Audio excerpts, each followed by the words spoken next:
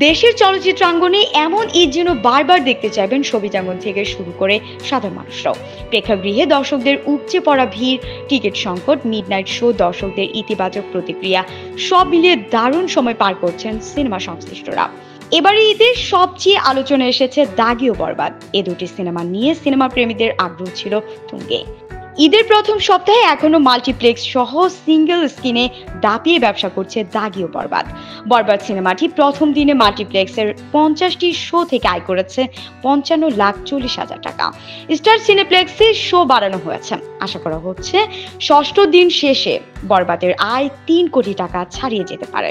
অন্যদিকে দ্বিতীয় অবস্থান রয়েছে আরফান নিশোর দাগি। প্রতিদিনই মাল্টিপ্লেক্সের আয়ের পরিমাণ বেড়েছে। পঞ্চম দিনও সিনেমাটির আয় করেছে প্রায় 32 লাখ টাকা। 5 দিনে মাল্টিপ্লেক্স থেকে মোট আয় দাঁড়িয়েছে প্রায় 1,28,00,000 টাকা। মাল্টিপ্লেক্স ছাড়াও দেশের বেশ কিছু সিঙ্গেল স্ক্রিনেও মুক্তি পেয়েছে দাগি।